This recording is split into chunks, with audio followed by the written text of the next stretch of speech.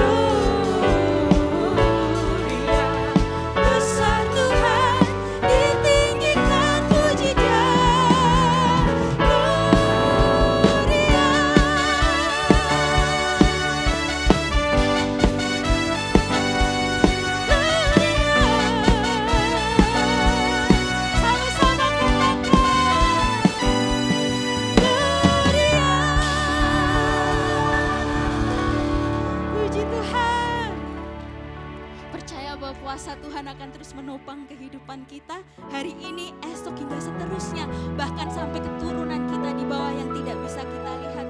Cucu cicit kita semua akan dalam perlindungan kita. Beri salam kanan kiri depan belakang, katakan Tuhan menyertai-Mu.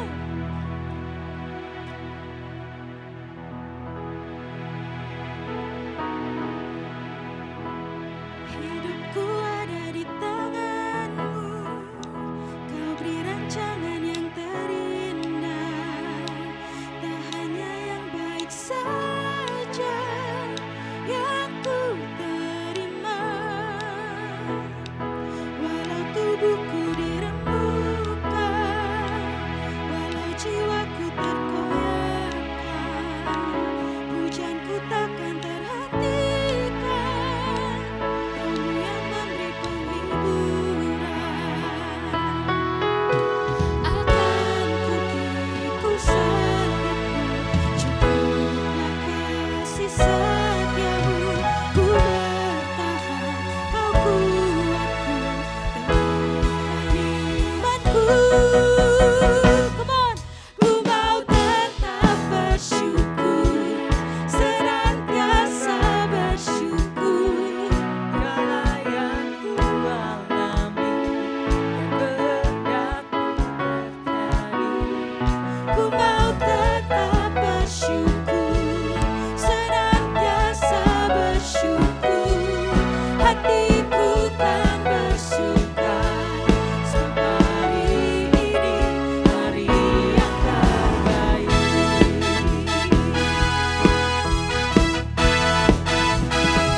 Hidupku ada di tangan-Mu, Kau beri rancangan yang terindah.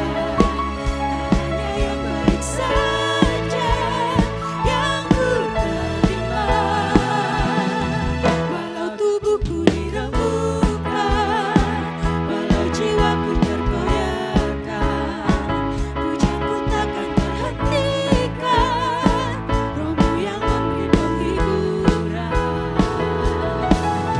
Akan ku salibku, cukuplah kasih setia-Mu. Ku bertahan, Kau kuatku, teguhkan imanku. Ku mau tetap bersyukur, senantiasa bersyukur. Segala yang ku alami, yang kehendakmu terjadi. Ku mau tetap bersyukur, senantiasa bersyukur. Hatiku tak bersuka, sebab hari ini hari yang terbaik. Katakan sama-sama, akan kami tipu, akan ku salibku, cukuplah kasih setia-Mu. Ku bertahan, Kau kuatku, teguhkan imanku. Akan ku salibku, kasih setia Tuhan cukup bagi kita. Kau kuatku, teguhkan imanku.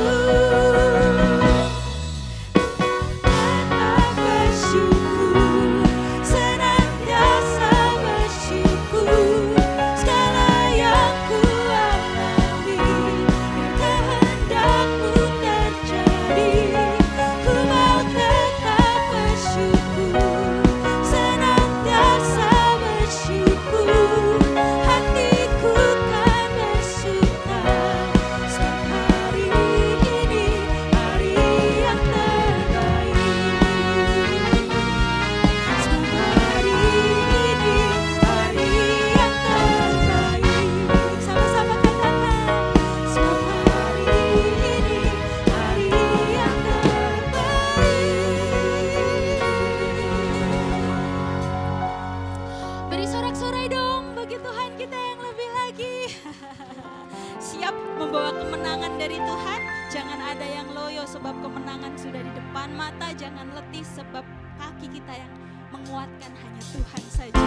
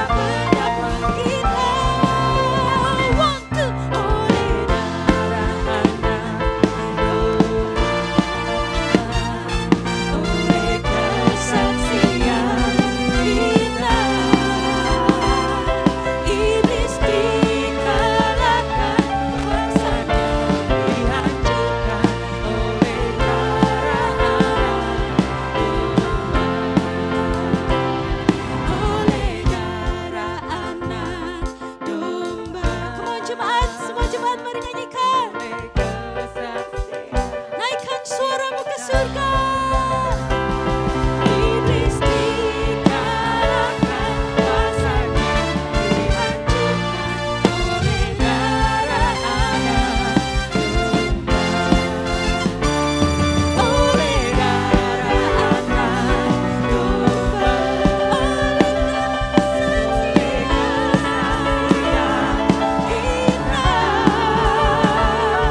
iblis dikalahkan, kuasanya dihancurkan oleh darah Anak Domba. Iblis dikalahkan, iblis dikalahkan, kuasanya dihancurkan oleh darah Anak Domba. Iblis dikalahkan, kuasanya dihancurkan oleh darah Anak, oleh darah Anak, oleh darah Anak.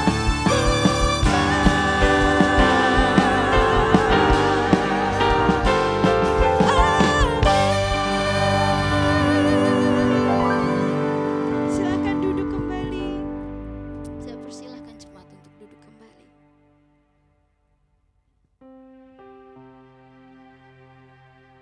Kami percaya Tuhan bahwa kasih-Mu, penyertaan-Mu tidak pernah berakhir dalam kehidupan kami. Selalu setia di sepanjang musim kehidupan kami. Meskipun kami ada di lembah maupun kami ada di atas bukit, penyertaan-Mu tetap sempurna dalam kehidupan kami. Engkau yang menghalau musuh kami, Engkau yang menghalau segala sesuatu yang bisa meruntuhkan kami.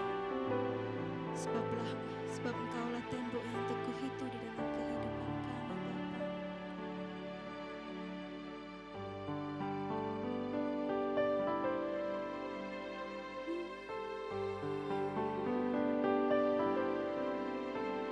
Tiada sekalipun Engkau meninggalkan ku berjuang sendiri di dalam hidupku.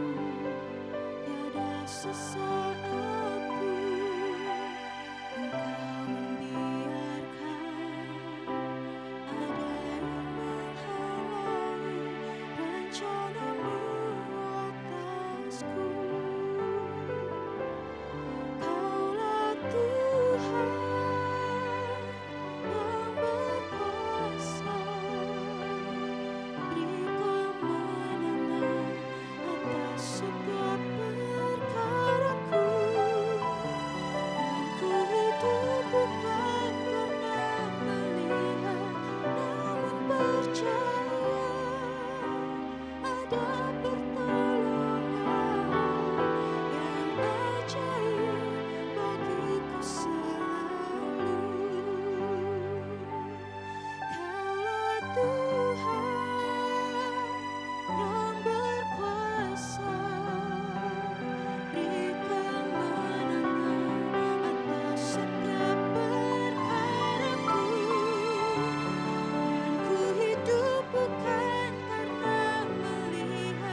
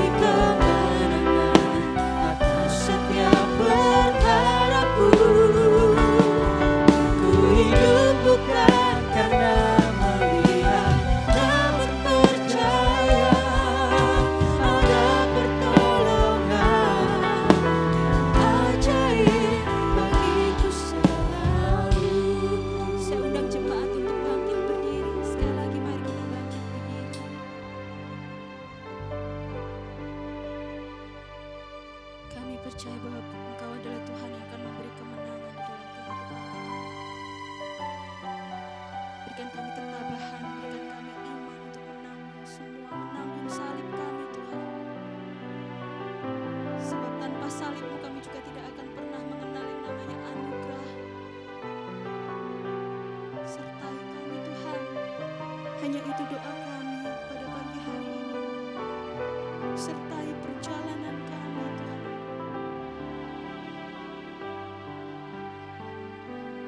Kaulah Tuhan yang berkuasa.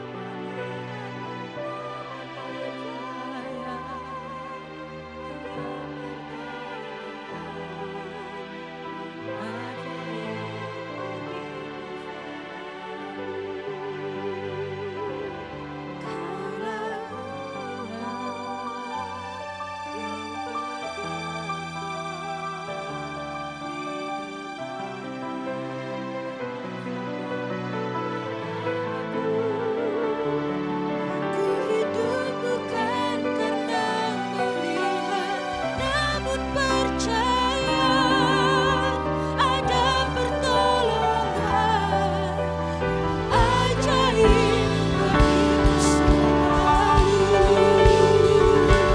Kaulah Tuhan yang berkuasa di kemenangan atas setiap perkaraku.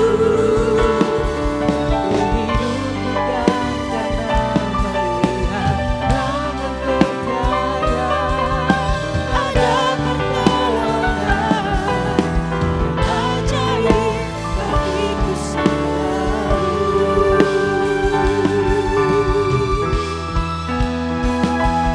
Kaulah Tuhan yang berkuasa di kemenangan atas setiap perkaraku.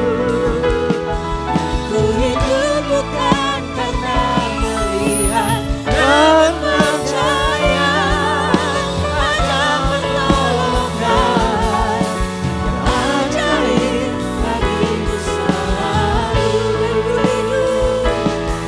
Ku hidup bukan karena melihat, namun percaya ada pertolongan ajaib bagiku selalu. Ku hidup bukan karena melihat, namun percaya ada pertolongan ajaib bagiku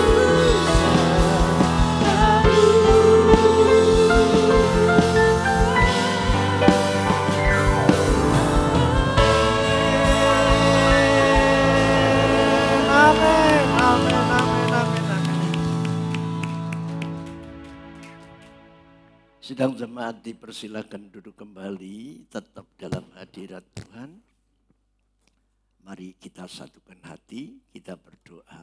Bapa, kembali kami bersyukur karena pagi hari ini kami masih Engkau berikan kemampuan untuk melangkahkan kaki kami masuk di dalam Dewan Musyawarah-Mu yang agung untuk mendengarkan petunjuk dan petuah.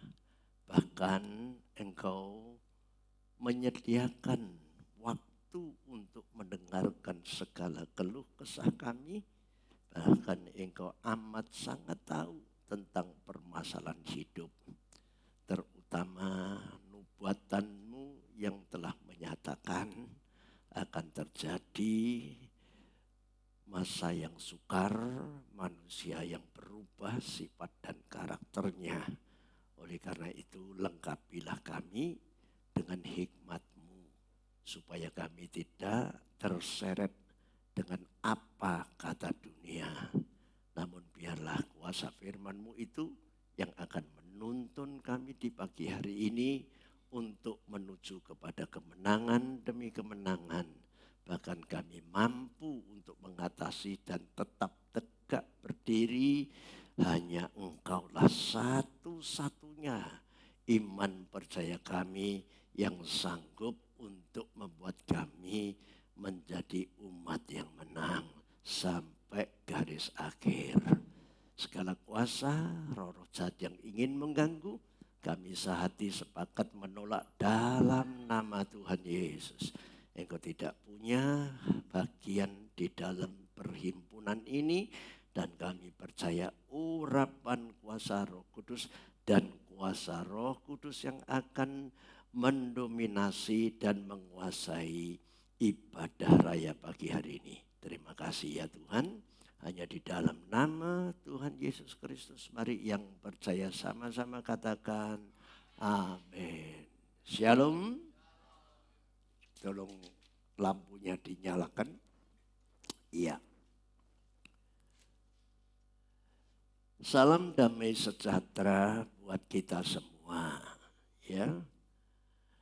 Nah, saudara yang dikasihi oleh Tuhan, setiap kita berhimpun baik dengan orang yang beragama lain, maksud saya Anda kalau berkomunitas dengan orang-orang yang tidak seiman ataupun dengan saudara-saudara seiman, selalu yang dibicarakan adalah situasi sulitnya ekonomi dan mengeluh tentang orang-orang yang dulunya baik kok sekarang ini berubah ya. Kok bisa begini, kok bisa begitu.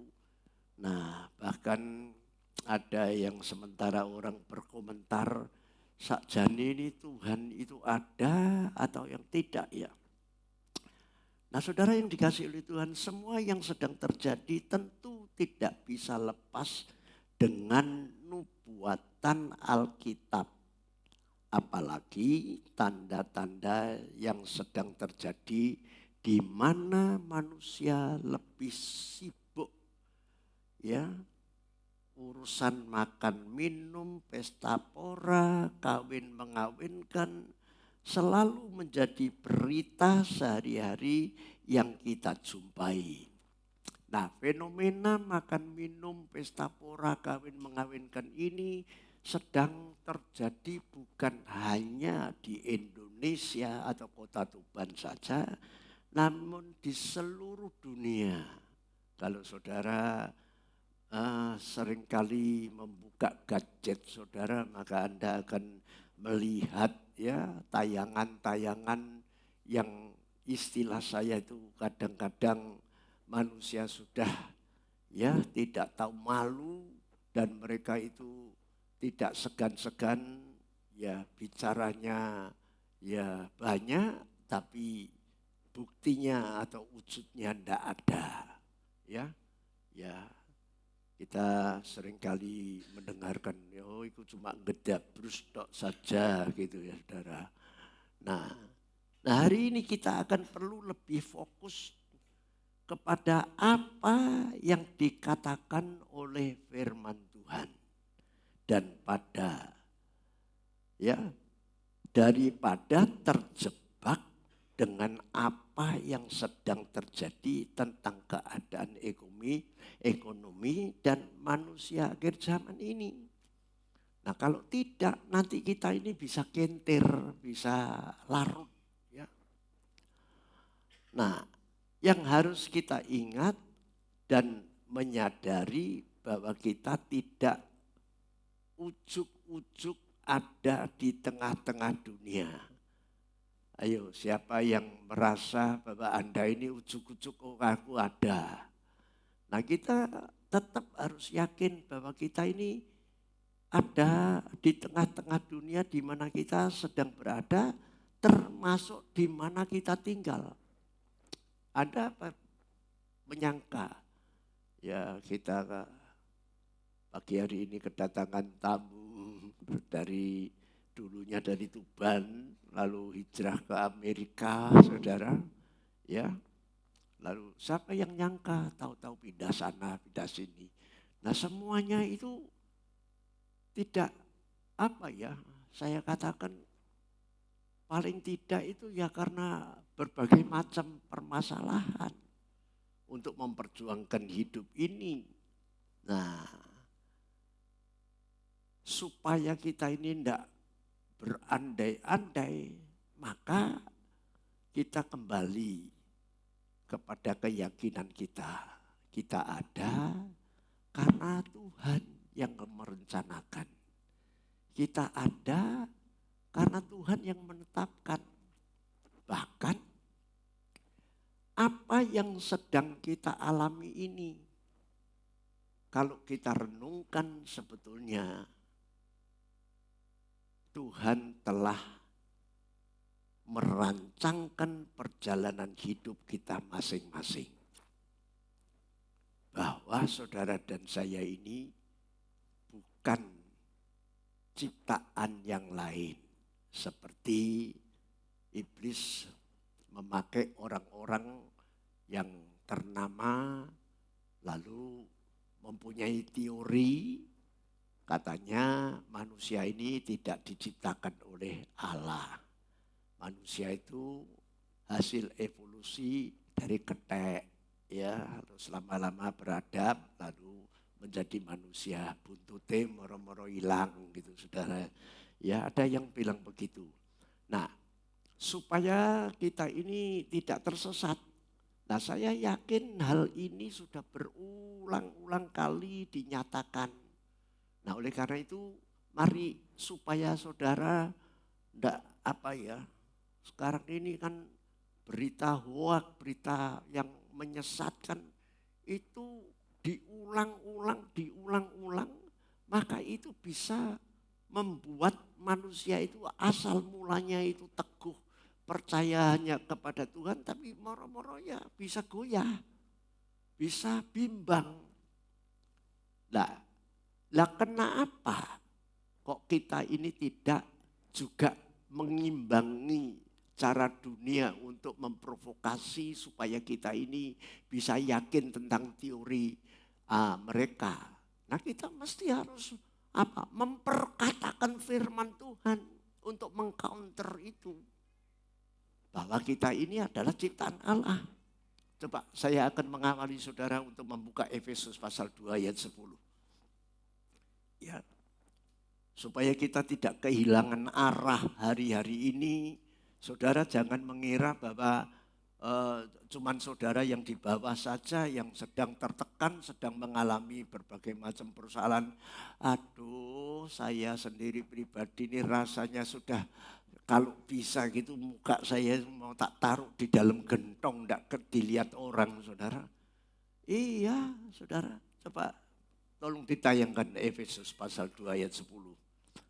Nah, mungkin saudara sudah berulang kali membaca ini. Nah, pesan saya adalah ingat firman itu satu-satunya kekal. Langit dan bumi akan lenyap. 1 titik iota hukum Taurat itu tidak akan lenyap. Dan dia tetap mempunyai kuasa dan punya daya cipta yang tidak ada bisa menjadi ada. Ya, bisa merubah segala sesuatu itu oleh karena firman. Mari kita baca sama-sama. 2, 3. Karena kita ini buatan Allah. Diciptakan dalam Kristus Yesus untuk melakukan pekerjaan baik. Yang dipersiapkan Allah sebelumnya. Allah mau supaya kita hidup di dalamnya. Amin. Jadi gini, saya baca ulang dengan pengertian yang sederhana. Karena kita ini buatan Allah, made in surga. Diciptakan dalam Kristus Yesus, firman, untuk melakukan pekerjaan baik.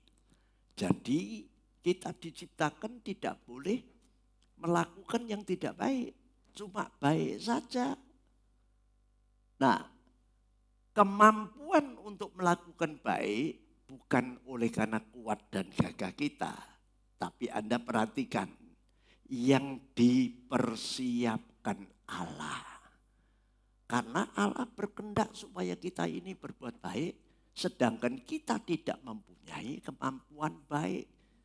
Kemampuan melakukan baik kita ini cuma ya kalau seneng, kalau lagi happy, kalau lagi untung, apalagi kalau punya maksud-maksud tertentu, maka kita ini Ya ibaratnya seperti sales.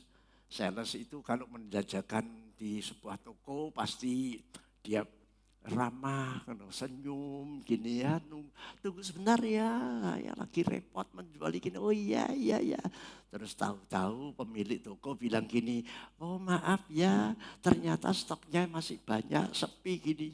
Saudara tahu kira-kira bagaimana air mukanya berubah kecut. Dia tidak berani ngomong tapi begitu keluar sambil gerutu. Kau orang ngajar tiba tak enteni suwe.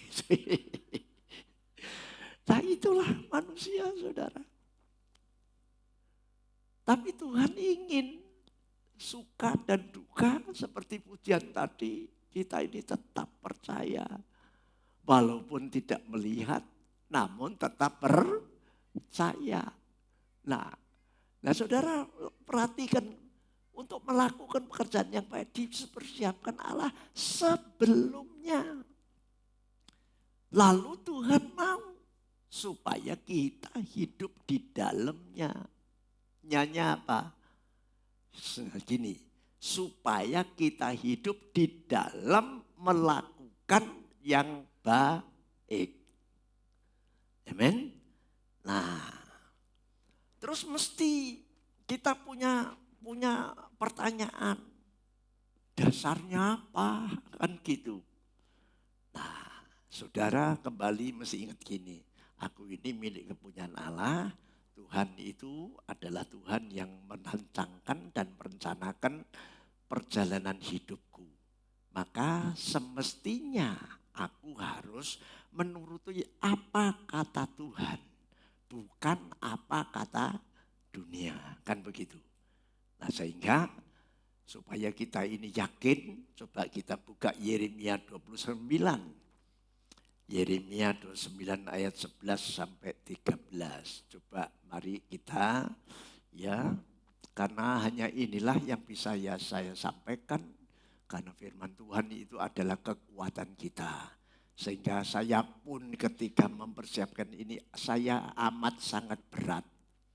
Karena kondisi pribadi saya juga ya bermacam-macam ya persoalan. Coba mari kita baca 2, 3. Tuhan akan membuat Yerusalem menjadi timbunan puing, tempat persembunyian serigala-serigala. Tuhan akan membuat kota-kota Yehuda menjadi sunyi sepi, tidak berpenduduk. Loh, kok 9? 29. Sorry. Yeremia 29.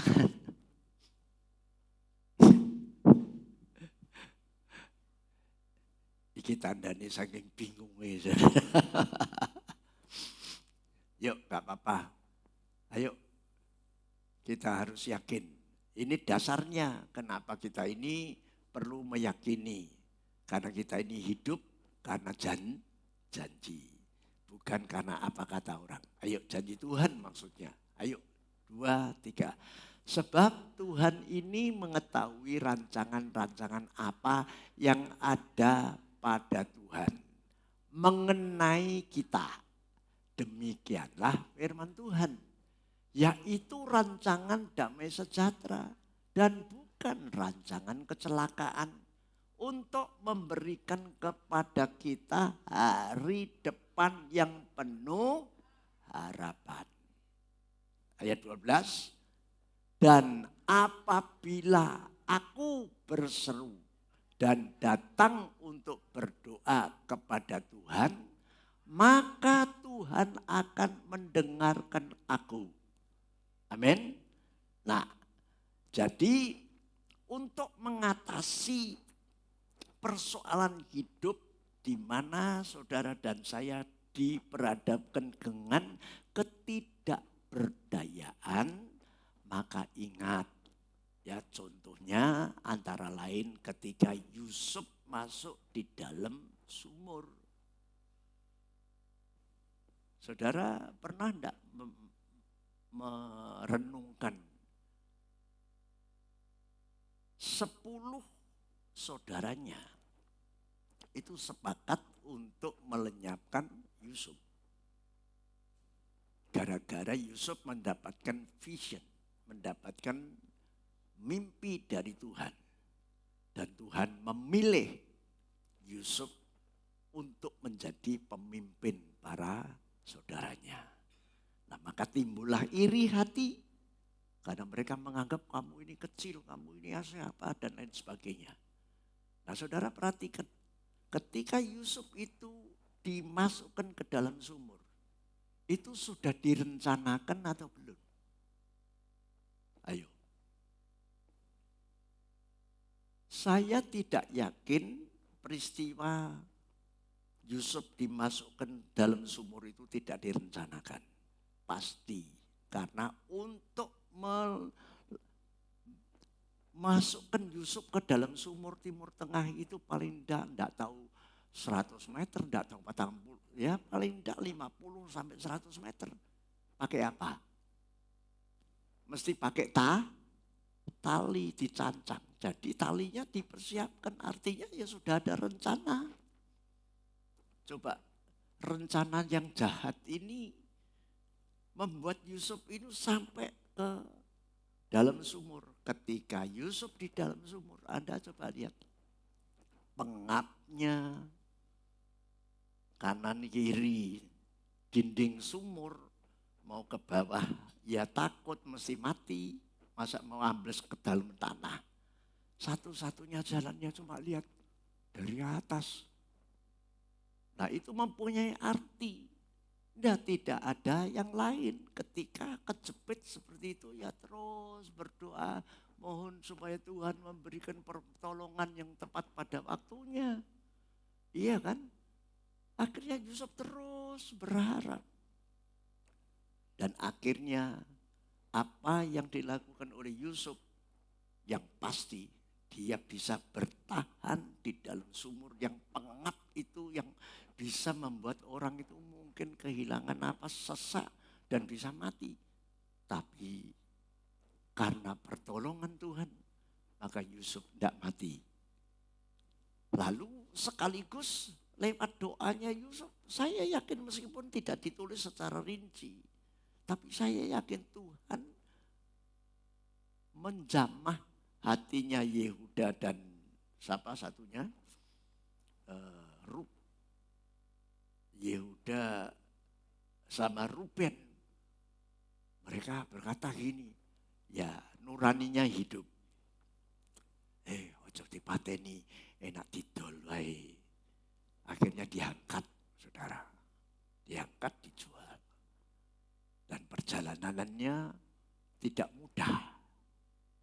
Nah, maka dari sinilah kita ini harus yakin tentang petunjuk firman Tuhan yang pernah dialami. Jadi peristiwa Yusuf ini bukan drama, bukan. Itu real terjadi. Dan saudara dan saya ini kalau sedang menghadapi hal yang seperti itu, maka ini loh satu-satunya. Kita perlu terus tekun merenungkan firman Tuhan, membaca. Anda mungkin enggak banyak yang enggak tahu. Dan Anda merasa apa ya? Kok ngene-ngene wae? Pasti banyak. Di buktinya aku ya setiap hari ya doa pagi, aku ya sembahyang, aku ya ini. Kenapa kok ngene-ngene wae? Nah, maka pagi hari ini ada petunjuk yang perlu kita pelajari. Kita buka Injil Markus pasal 7. Coba saudara, ya, supaya kita mempunyai kekuatan yang dahsyat dari Tuhan. Injil Markus pasal 7, kita mulai ayat 24. Ya.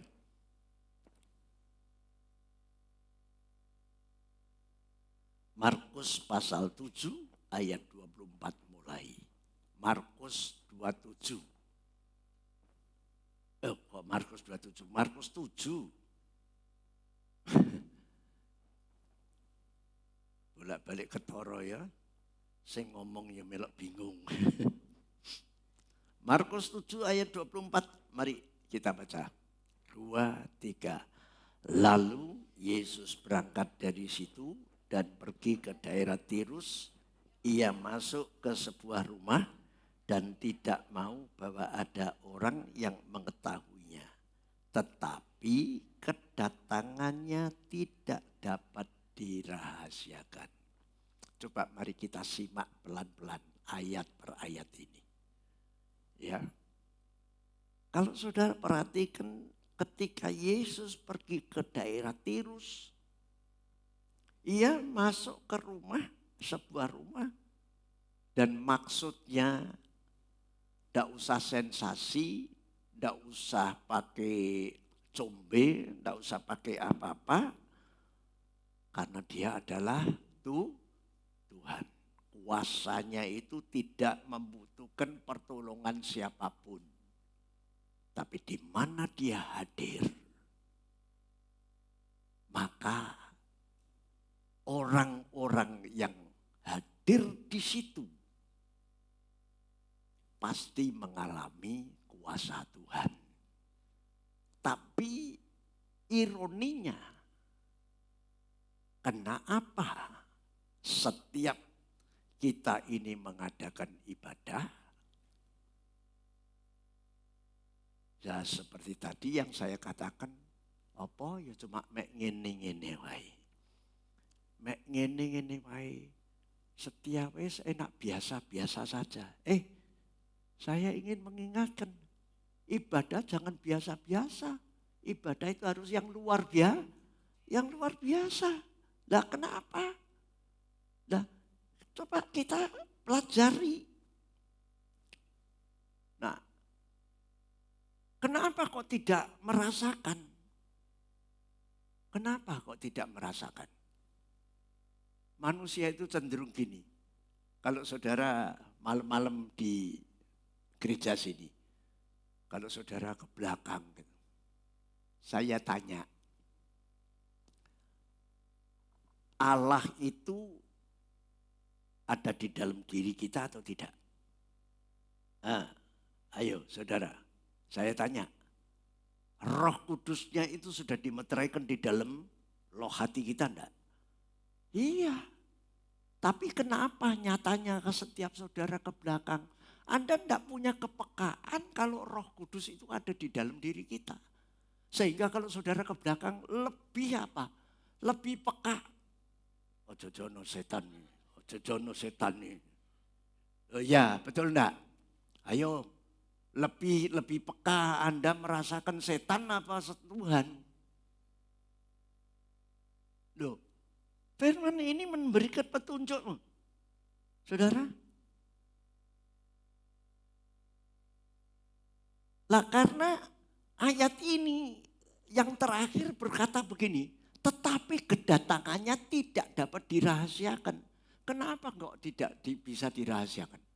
Karena kuasanya itu bekerja. Menyentuh orang-orang yang peka atas kehadirannya. Nah ketika kalau kita ini tidak peka kehadiran Tuhan. Makanya Anda dan saya pasti akan gini wae bolak-balik ya pertemuannya OFA ya cuma ngene kok merok viver ya ngene merok jut ya cuma ngene wae. Enggak ada perbedaan. Ya atau ya? Coba mari kita belajar. Belajar peka dan harus memiliki keyakinan. Setiap Anda berdoa, Anda bersekutu, Anda perlu konsentrasi. Dan teguhkanlah imanmu bahwa dia hadir. Bahkan segala kuasa apapun tidak akan sanggup untuk menyentuh akan keberadaan kita. Amen. Ini harus yakin. Ya dilatih saudara. Kenapa orang kok bisa aras-arasen ya dokseren gitu. Ya karena enggak peka di dalam dirinya. Nah, coba saudara sekarang perhatikan ayat 25. Nah ini ini sebuah petunjuk. Ayat 25, kita baca coba. 2, 3. Malah seorang ibu yang anaknya perempuan kerasukan roh jahat segera mendengar tentang dia. Yesus maksudnya. Lalu datang dan tersungkur di depan kakinya. Anda kalau baca ini sepintas ya rasanya tidak ada apa-apanya. Tapi Anda perhatikan awal kata malah. Apa itu artinya malah? Malah seorang ibu. Tadi kan kita baca ayat 24 itu Yesus hadir dalam sebuah rumah lalu banyak orang datang. Tapi mereka sebagian tidak merasakan. Lalu ayat 25 ini memberi petunjuk. Malah itu sebuah kata yang memberikan petunjuk bahwa ibu yang tidak diperhitungkan ini tidak termasuk daripada umat pilihan Allah itu. Dia datang tersungkur percaya karena dia sudah mendengar tentang dia. Ya saya belajar dari hamba-hamba Tuhan yang senior menerjemahkan dalam bahasa aslinya kannya segera bukan sekedar mendengar satu kali, berulang-ulang kali mendengar tentang hadirnya Yesus di tengah-tengah bangsa Israel. Nah saya yakin wanita ini ya sudah kemana-mana untuk memperjuangkan anaknya yang kerasukan roh jahat itu. Agar supaya bisa lepas. Nah, coba mari saudara yang dikasihi Tuhan, kita perlu bertindak seperti wanita ini. Meskipun keberadaan kita ini tidak diperhitungkan, katakanlah seperti itu. Tapi kalau kita ini meyakini bahwa Yesus satu-satunya Tuhan dan Juru Selamat, pelepas dosa manusia, ketika Anda berseru, maka Anda pasti ditolong. Nah di situ saudara. Ya. Nah sehingga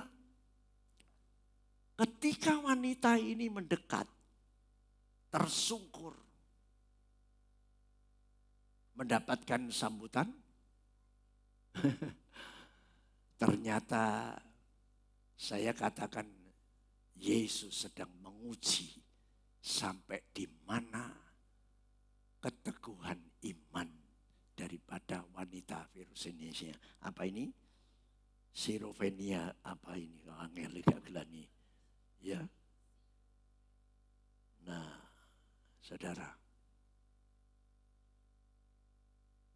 Lalu apa yang dikatakan oleh Yesus? Ayat 27, kita lompat ayat 27. Lalu Yesus berkata kepada perempuan itu, biarlah anak-anak kenyang dahulu. Sebab tidak patut mengambil roti yang disediakan bagi anak-anak dan melemparkannya kepada, bayangkan saudara. Ujian yang tidak ringan. Bukankah saudara dan saya ini seringkali juga sedang menjalani yang namanya ujian untuk mempertahankan iman kita. Seringkali dicibirkan orang. Kemenyek. Ya oh. Iya kan? Wis ta. Wujude kowe ya cuma ngono-ngono wae.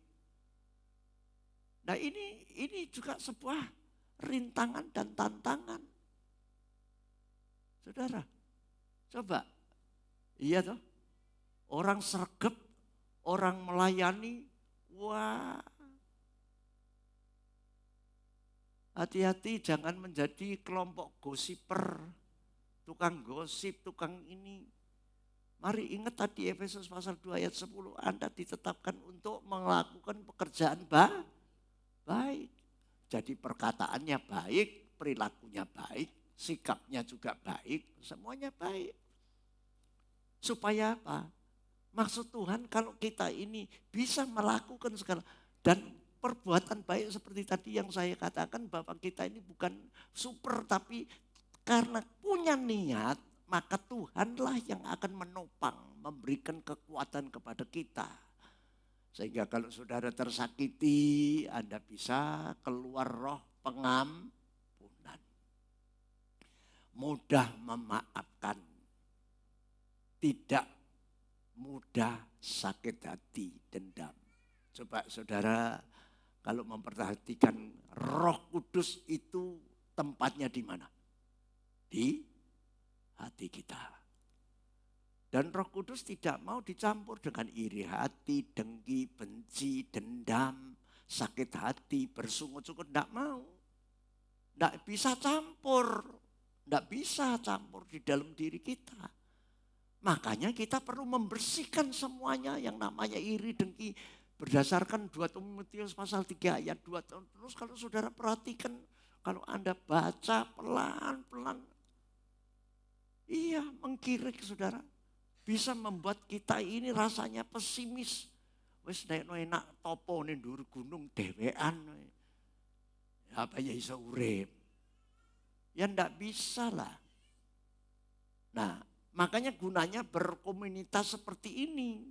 Mari kita masing-masing itu perlu memperbaiki citra diri kita masing-masing. Ingat loh, keselamatan itu tidak bisa rombongan, tidak bisa ditentukan orang lain juga. Keselamatan kekal itu dipertanggungjawabkan dan harus dikerjakan pribadi lepas pribadi. Namun bukan berarti lalu saudara cuek. Anda lalu egois, tidak.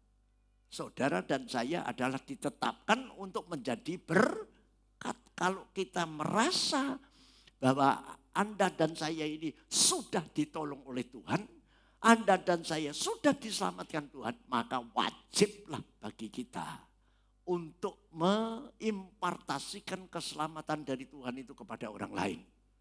Tentu ada batasan-batasan. Nah, kita tidak bisa memaksa kepada setiap orang. Saya ingin supaya kita ini paham betul tentang keselamatan ini yang menjadi utamanya. Bukan soal makan, minum, sandang, pangan, papan yang paling utama. Memang itu kebutuhan kita. Tapi ingat, carilah dahulu kerajaan Allah dan kebenarannya. Maka kepadamu akan ditambahkan yang lainnya. Jadi kalau kita sudah memposisikan diri kita ini merasakan hadirat Tuhan. Walaupun mengalami dinyek sana dinyek sini lalu mengalami berbagai macam pembulian istilahnya zaman sekarang ini. Kalau kita tetap setia maka Tuhan akan mengaruniakan kepada kita yang namanya buah roh. Apa? Anda bisa berbelas kasihan kepada musuh-musuh kita. Anda bisa menaruh kesetiaan Anda kepada setia kawanan. Dan setia kepada pasanganmu, setia kepada keluargamu. Anda itu bisa memiliki yang namanya roh panjang sabar, murah hati. Kebaikan itu muncul karena Tuhan yang menopang. Nah ini amat sangat penting. Anda jangan pernah bosan untuk mengucapkan seperti tadi yang saya katakan. Kalau iblis melakukan wah kowe elek kowe gini. Nah kita harus mengucapkan Allahku akan memelihara aku menurut kekayaan dan kemuliaan yang ada di dalam Kristus Yesus. Amen. Nah,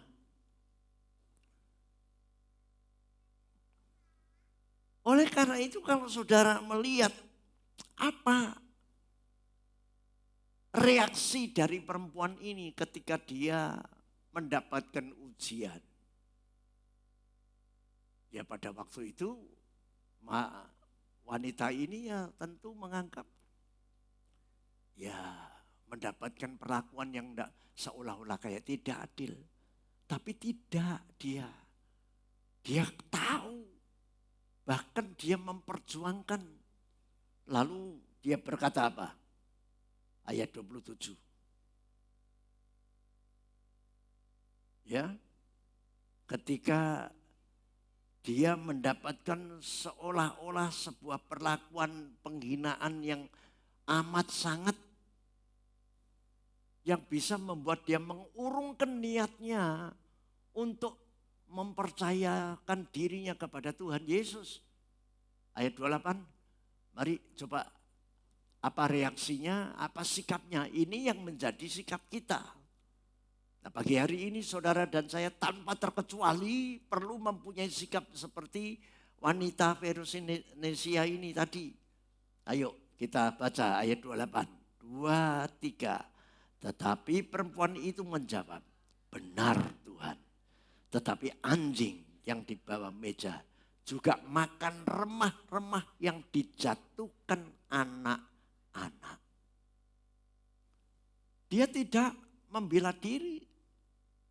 Dia bahkan merendahkan diri. Benar, memang apa katamu Tuhan Yesus?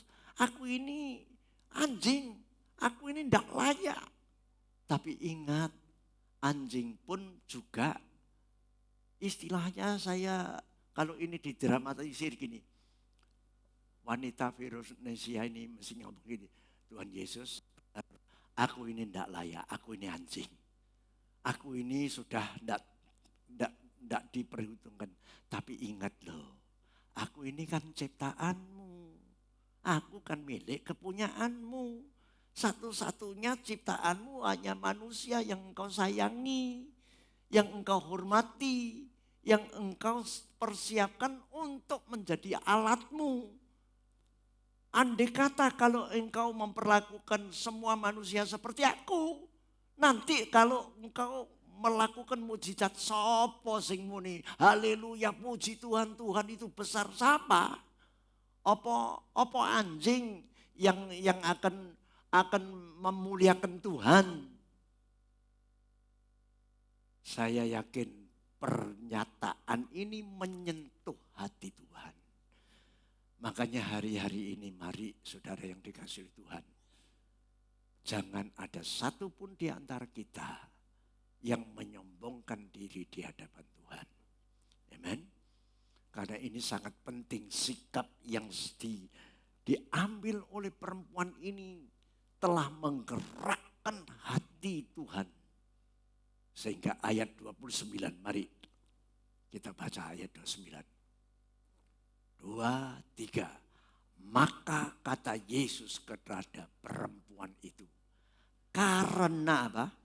Kata-katamu itu, pergilah sekarang sebab setan itu sudah keluar dari anak-anakmu. Coba saudara perhatikan. Karena kata-katamu itu. Kata-kata apa? Kata-kata firman Tuhan yang berkuasa itu yang keluar dari mulutnya. Kata-kata iman bahwa aku ini benar memang tidak layak, aku ini anjing, tapi aku ini ciptaanmu, aku milikmu. Tidak mungkin engkau akan menghancurkan aku sampai berkeping-keping. Amin. Iya. Dan tidak akan membiarkan kita sampai jatuh tergeletak, kata firman Nats yang lainnya. Nah memang tentang pemikiran ini tidak mudah. Tidak mudah memang. Tapi mari kalau kita terus melatih diri kita. Seperti apa yang dinasihatkan oleh Paulus kepada Timotius. Latihan badani itu terbatas. Tapi ibadah itu mengandung apa? Janji. Baik dalam hidup ini maupun yang akan datang. Mari saudara yang dikasihi oleh Tuhan. Firman ini perlu terus mengiang terus di dalam diri kita. Hari-hari ini Tidak ada kekuatan lain. Percayalah. Daripada nanti akhirnya kita ini akan sempoyongan terhuyung-huyung. Diguyur rono, diguyur ini saudara. Betul enggak? Nah mau apa sekarang saudara? Nah. Lalu Anda perhatikan endingnya. Ayat 30. Ayat 30. Markus 7 ayat 30. Mari kita baca 2, 3. Perempuan itu pulang ke rumahnya. Lalu didapatinya anak itu berbaring di tempat tidur. Sedang setan itu sudah keluar. Nah, ini hasil, kalau saudara renungkan hasil perkataannya siapa? Hasil perkataan ibunya ini, wanita ini. Karena perkataan iman yang keluar dari dalam mulut bibirnya ini sehingga bisa mengusir setan itu keluar dari anaknya. Amin. Iya saudara. Nah hari ini ayo jangan gampang ngomong sumpah serapah, omongan sing gak karu-karuan. Mari miliki mulut yang benar-benar terkendali. Nah mulut yang bisa terkendali itu apa? Ya kita perlu terus melipat gandakan buah roh, penguasaan diri itu tadi. Sehingga kalau saudara itu merasa disengat orang, kalau dikek orang, kadang-kadang kan belum tentu. Ya, saudara. Satu contoh sekarang yang sudah umur ya menginjak hampir 70 lebih. Itu sudah pasangan. Apa saudara menganggap, rasanya iso kuyup, enak itu. Kadang-kadang bisa sentak-sentakan. Lah kenapa? Karena umur sudah lanjut, pendengarannya kurang. Kadang-kadang matanya ya juga kurang. Pikirannya juga lambat. Nah, sehingga kalau ngomong mesti, kowe apa? Ono apa? Ya karena aku mergo kupinge wis rada kopok, saudara. Lah ini kalau ndak disikapi roh yang lemah lembut, ya dadi perang, saudara. Ayo, sing guyu itu tahu ngalami kira-kira ini. Iya toh?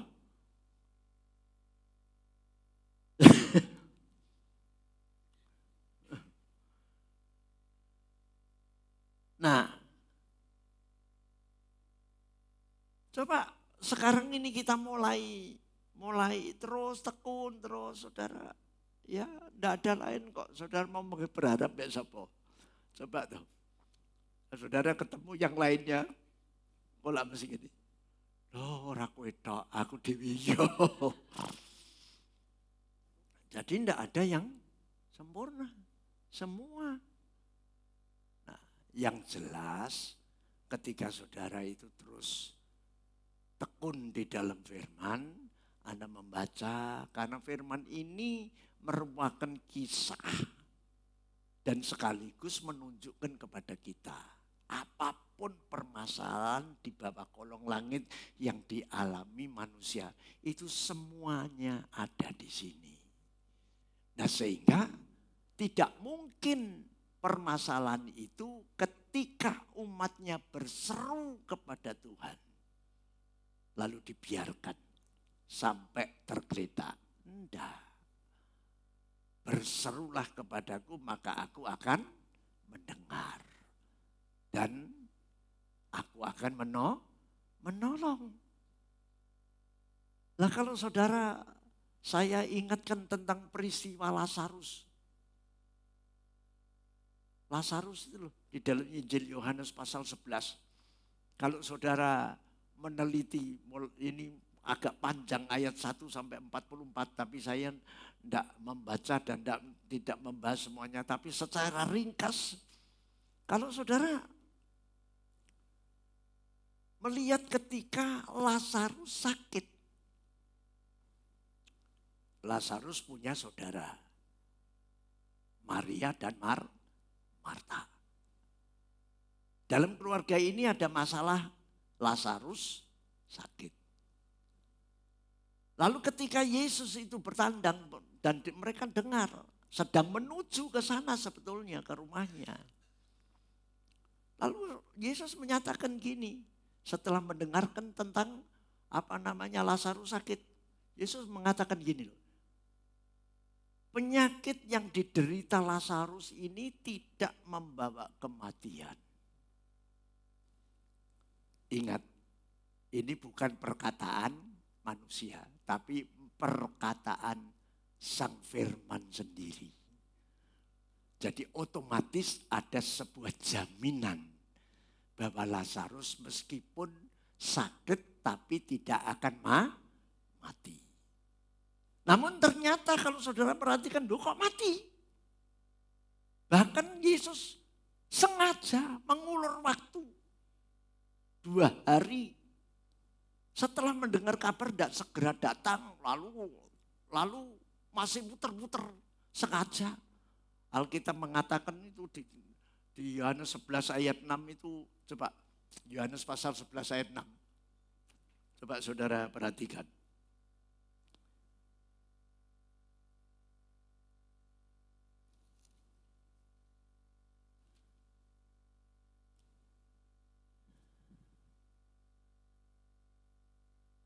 Yohanes 11 ayat 6, coba saudara baca, 2, 3. Namun setelah didengarnya bahwa Lazarus sakit, ia sengaja tinggal 2 hari lagi di tempat di mana ia berada. Nah, Yohanes ini mencatat tentang kisah ini. Diterjemahkan seolah-olah Yesus itu sengaja mengulur waktu. Sama seperti halnya kita ini kalau sekarang ini Tuhan, seolah-olah kayak Tuhan itu sengaja kok ben aku sampai gepeng ini. Saudara, mari kita ini mesti harus yakin kembali kepada jati diri Allah. Allah itu kasih, Allah itu setia. Allah itu tidak akan membuat ciptaannya itu rusak. Kalau Anda memperhatikan dari awal kejatuhan manusia, bagaimana Allah itu all out untuk menolong citra diri manusia yang jatuh dalam dosa, yang memisahkan antara manusia dengan Allah. Allah itu terus seolah-olah mengejar manusia supaya bisa kembali menyatu dengan Allah. Saudara, nah sehingga dia mempergunakan para nabi, para hamba-hambanya, para rasul sampai pada akhir zaman ini lewat gerejanya. Jadi Anda jangan menganggap gereja ini cuma diadakan lalu cuma tidak. Antara lain adalah karya pembaruan dan restorasi manusia itu yang jatuh dalam dosa itu supaya dipulihkan kembali menjadi tahir. Amin. Iya saudara.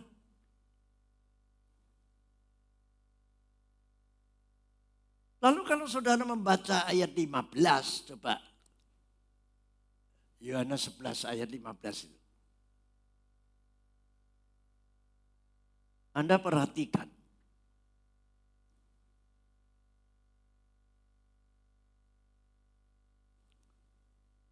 Ayat 15, tetapi syukurlah aku tidak hadir pada waktu itu. Sebab demikian lebih baik bagimu. Supaya kamu dapat belajar percaya. Jadi artinya kalau seolah-olah Tuhan itu nanti Supaya kita ini tetap mempertahankan iman percaya kita. Jangan pernah goyah. Allah itu tetap setia sampai kapanpun. Tidak pernah meninggalkan kita. Nah ini loh yang perlu kita kembangkan. Ini harus keluar dari lubuk hati kita. Jangan mau terobsesi dengan nafsu daging kita. Kita perlu memiliki yang namanya roh. Buah roh yaitu penguasaan diri. Jangan mau dibawa kepada keinginan hawa nafsu daging. Sehingga timbul benci, timbul dendam, timbul sakit hati, bersungut-sungut. Itu tidak akan dapat menyelesaikan masalah apapun dalam hidup kita. Ya perlu. Ya mungkin saudara bilang kowe enak ngomong tok loh. Iya, ya saya ngomong bukan ngomong katanya filsafat, tapi saya ngomong berdasarkan firman. Ini yang perlu Anda garis bawahi. Dan mungkin saya juga mengalami sama. Nah ayat 15 ini sebetulnya meneguhkan tentang ayat 4 tadi yang di atas. Percaya saja gitu kan. Bahwa Tuhan tidak pernah ingkar janji. Kalau sudah dinyatakan Lazarus itu tidak akan sakit, tidak akan mengakibatkan mati. Tapi ternyata mati. Meskipun mati, wong namanya Tuhan. Ya. Bahkan di luar sana semua sudah umak-umi tidak karu-karuan.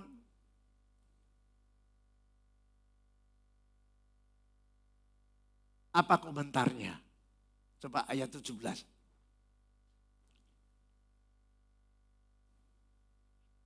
Ayat 17.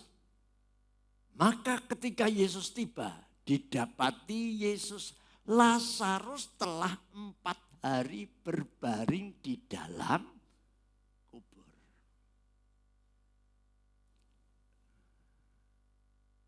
Ingat, sekali Yesus menyatakan dia tidak akan mati. Meskipun telah mati, maka dia punya kuasa untuk membangkitkan orang di antara orang mati. Amin. Nah, makanya dijawab ayat 25. Meskipun sudah mati, 4 hari sudah membusuk, percuma dan lain sebagainya. Mari, bagi Tuhan tidak ada yang mustahil. Ayat 25. Jawab Yesus, akulah kebangkitan dan hidup. Barang siapa percaya kepadaku, ia akan hidup walaupun ia sudah mati. Ayat 26. Dan setiap orang yang hidup dan yang percaya kepadaku tidak akan mati selama-lamanya. Percayakah engkau akan hal ini? Lah masih tetap dipertanyakan. Yesus ketika menyatakan bahwa akulah kebangkitan dan hidup, barang siapa percaya kepadaku tidak akan binasa. Lalu ditanya, apa kowe ngandel? Apa kowe percaya tentang kuasaku, tentang jati diriku ini? Ini dipertanyakan kepada kita semua juga pada saat pagi hari ini.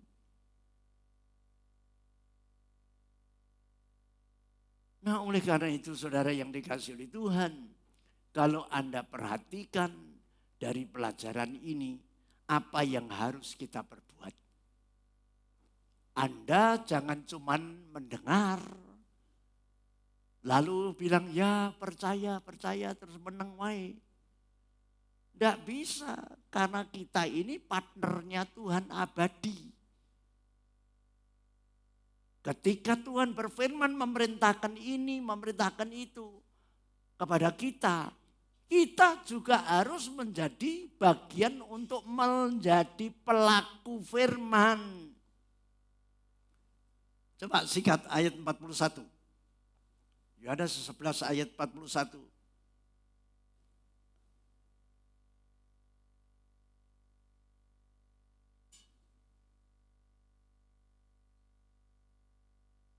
Ayat 41, mari kita baca. 2, 3. Maka mereka mengangkat batu itu. Lalu Yesus menengadah ke atas dan berkata, Bapa, aku mengucap syukur kepadamu karena engkau telah mendengarkan aku. Mendengarkan apa? Permintaan Yesus kepada Bapa di surga agar supaya kuasa kebangkitan itu akan nyata atas dirinya Lazarus.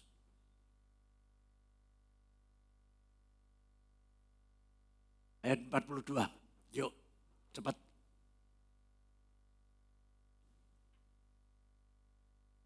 Aku tahu bahwa engkau selalu, ya Bapak, selalu mendengarkan anak. Tetapi oleh karena orang banyak yang berdiri di sini mengelilingi aku mengatakannya supaya mereka percaya bahwa engkaulah yang telah mengutus aku. Nah ini Yesus itu ingin memberikan sebuah penegasan bahwa kehadirannya adalah oleh karena perintah Bapaknya yang di surga. Amen. Bukan karena kehendaknya sendiri, tapi atas perintah Bapaknya yang di surga. Ayat 43, mari kita lihat. Dan sesudah berkata demikian, berserulah ia dengan suara keras, Lazarus, marilah keluar.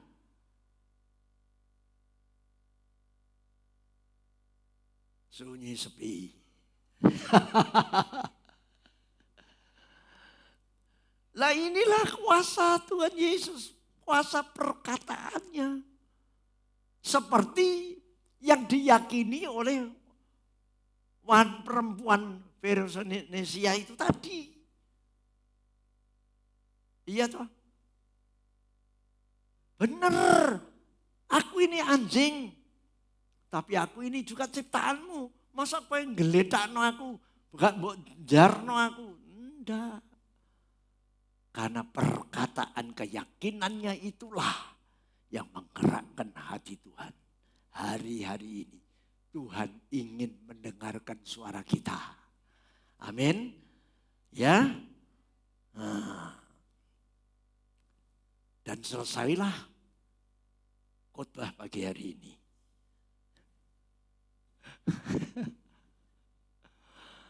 Ayo jangan bengong. Kita sama-sama saling mendoakan satu dengan yang lain.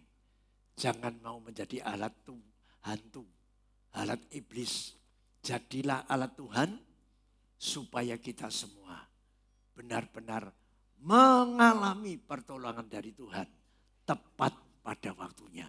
Dan dia tidak pernah terlambat dan pertolongan Tuhan itu datang justru pada masa-masa sulit, masa-masa sukar seperti ini.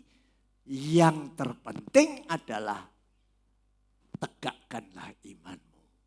Jangan pernah goyah. Bahwa dia setia sampai selama-lamanya.